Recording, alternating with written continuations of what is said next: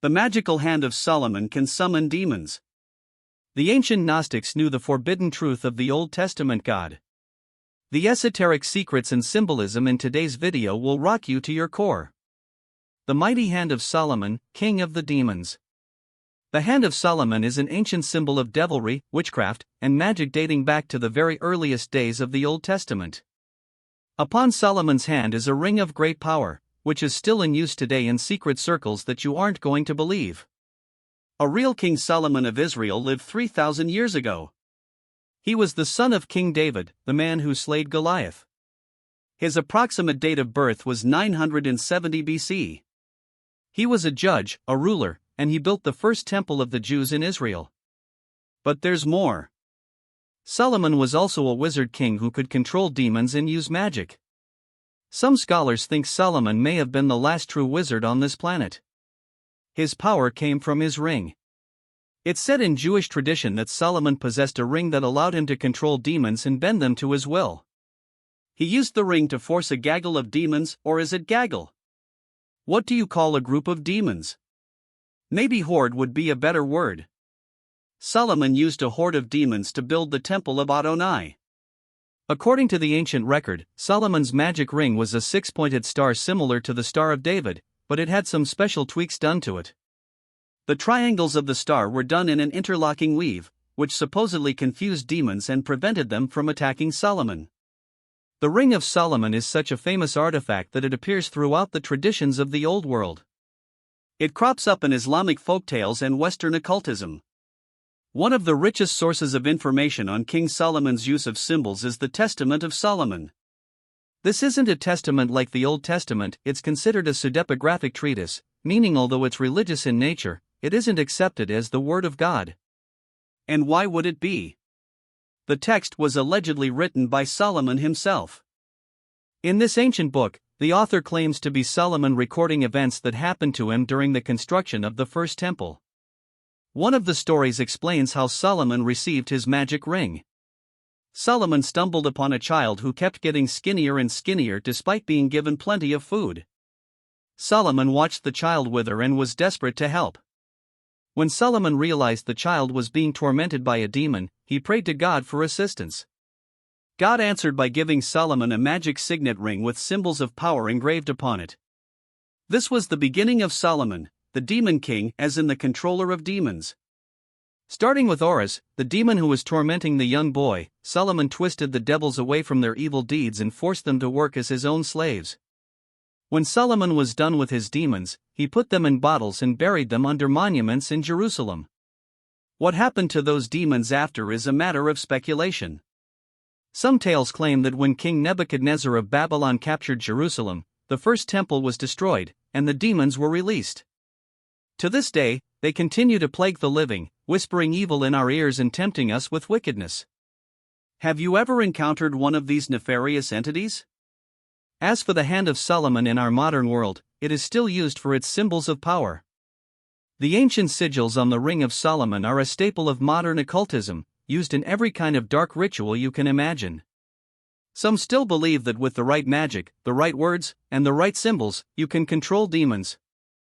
Sophia and the Gnostic mysteries of the false god. It doesn't get more esoteric than ancient Gnosticism. This mystical religious movement flourished in the earliest days of Christianity but is now long gone. I can't wait to tell you about the symbolism of the extinct Gnostics and their bizarre view on human existence. Human beings are a cosmic mistake, that is the main doctrine of the Gnostic myth. Rather than their central figure being Jesus Christ, the foundation of their creation myth is a figure named Sophia. Seems innocent enough, right? Sophia's actions set the stage for the spiritual struggle that humanity still suffers. But before Sophia, you need to know about Monad. In Gnosticism, Monad was the omnipotent divine entity, the all-powerful God of everything. They literally called him the invisible one who was above everything and who exists as incorruption. Now that's something I wouldn't mind on my tombstone. From this supreme being, lesser divine beings were born. It's sort of like the idea of God producing angels. Monad produced entities called eons. Each one was an embodiment of a certain aspect of the all-powerful God, representing things like love, truth, and harmony. One of the eons was named Sophia, which in Greek translates to wisdom. Sophia was the embodiment of monad's wisdom, but with wisdom comes curiosity, and this was what ultimately doomed us. In the Gnostic text, the Apocryphon of John, Sophia tries to produce her own creation. She was curious and wanted to pass her wisdom on to somebody or something. But it was a mistake. Sophia could not create the life she envisioned, instead creating something known as the demiurge. This is where things are going to freak you out a bit. If you're Christian, you might not want to even hear what's next. In Gnostic texts, the demiurge was associated with the God of the Old Testament. The Gnostics believed the demiurge was an arrogant and ignorant being, oblivious to the divine source from which it came. The demiurge believed itself to be the supreme deity of all things, but in reality, it was Sophia's curious mistake. This error, believing itself to be the one and only God, created the material world you and I live in right now. This brings us to the beginning of Genesis. The Old Testament God of the Israelites, the God of the Bible, made a material world so that it could create its own lesser beings in its own image, starting with Adam. But the world it created was flawed, corrupted, and evil. God couldn't even get his first creation right, with Adam getting kicked out of paradise. Things were off to a bad start right away. The Gnostics believed that the demiurge still had a little bit of Sophia's wisdom within it, and so when it created humans, it implanted each one with a divine spark. This is what the core of the Gnostic belief system is: each human has a divine spark and must escape this material prison created by the false god. But the only way to do that is to possess enough wisdom to reconnect with the divine. It's all about spiritual development. You can see why Christians abolished Gnosticism. Their whole shtick was that God was basically a computing error. Now for a brief pause of appreciation and shout out. Big thank you to Sam Rugg for the super thanks. Be sure to subscribe to join the Origins Explained family. Biblical secrets trapped in the Great Pyramid. Isaac Newton believed the key to understanding the apocalypse was hidden inside the Great Pyramid. He spent much of his life dabbling in alchemy and the occult, trying to unlock secrets of the Bible inside Egypt's Great Pyramid. In 2020, 3 flimsy pages of notes sold at an auction for $54,600, that is $500,000 for 3 old pieces of loose paper. It seems like a lot, but not when you know what was written on them.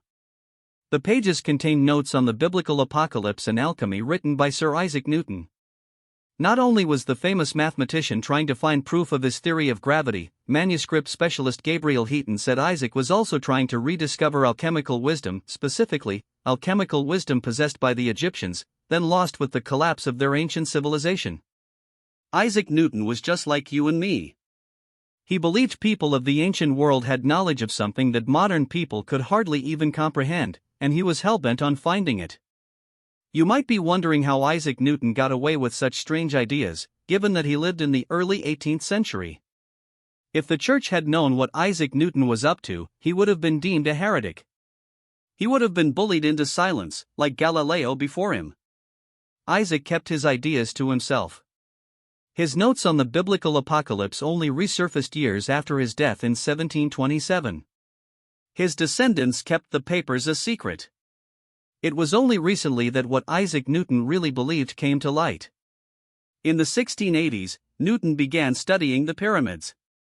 He studied them primarily from his family home in Lincolnshire, where he was in self-imposed exile.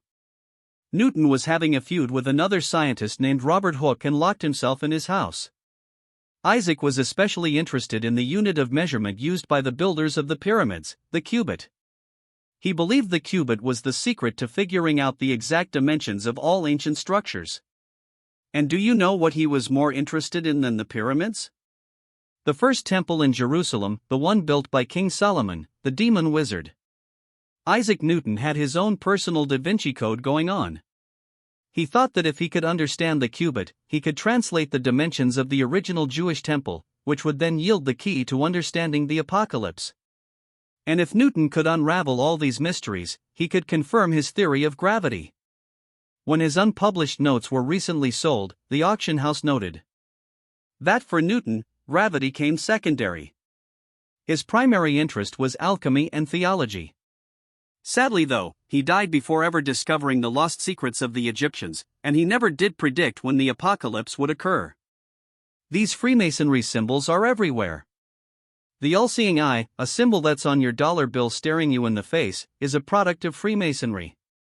It's not the only one you encounter on an everyday basis. Although historians tell us the Freemasons started their club in the 18th century, not everyone is convinced. It's been suggested that Jesus Christ himself was a Freemason. He wasn't just a carpenter, he was one of the original Freemasons. Some scholars have traced Freemasonry all the way back to, I'm sorry for bringing him up again, but he's such a key historical figure, King Solomon. The tamer of demons may have been the very first Freemason in history. It's been suggested that the original secrets of the Freemasons were lost with the destruction of the First Temple and the release of Solomon's bottled demons. In Christianity, the all-seeing eye is a symbol representing God's eternal vigilance. To the Freemasons, it represents knowledge. God and knowledge might go hand in hand, but the Church and Freemasonry certainly don't, they despise one another. Did you know the Freemasons were persecuted in the 18th century in Spain? Italian dictator Benito Mussolini tried to kick them out of Italy during World War II. It even inspired the very first third party in American politics, the Anti-Masonic Party. The group has always been distrusted, and a lot of it is because of their symbols. Historian and Freemason expert John Dickey said the Freemasons took ancient historical symbols and used them as their own, which made them seem like a much older and more esoteric organization. John Dickey said the all-seeing eye was added to the dollar bill in 1935 by President Franklin D. Roosevelt, not for any cultic reasons, though. Rather, it was added to the bill because the Founding Fathers used the symbol on the Great Seal in 1782. Okay, but Franklin Roosevelt was a 32nd degree Freemason. He was the one who put Novus Ordo Seclorum on the bill, which is Latin for New Order of the Ages. This was a Freemason putting the words New Order on the bill with one of Freemasonry's oldest symbols on it, inside of a pyramid. That's awfully suspicious. John Dickey explains away the pyramid by saying it represents strength, but I can think of 1,000 other things that represent strength and aren't this esoteric. The truth is that there has been speculation for centuries that the pyramids were built thanks to the advanced knowledge of the Freemasons. Let's look at some other symbols of the Freemasons. They often use the anchor and the ark as symbols of hope and peace, which Christians also use. The Masonic blazing star is a popular symbol representing the human pursuit of knowledge. The beehive is another symbol that has deep meaning to the Freemasons. It's thought to represent a hive mind and a need for Freemasons to work together to reach their ultimate goal. But what goal might that be? Have you ever been in a Freemason lodge? You might be surprised to know that they have a Masonic altar in there, which looks shockingly similar to a Christian altar. It's where the holy books are stored and where Freemasons can take communion, even though the Vatican forbids its followers from being Freemasons. Many Freemasons are practicing Christians or come from Christian backgrounds. I want to talk about the G. Freemasons can't claim the G as their own personal letter of the alphabet, but it is one of their most commonly used symbols. The G is everywhere in Freemasonry, often jammed between the square and compass.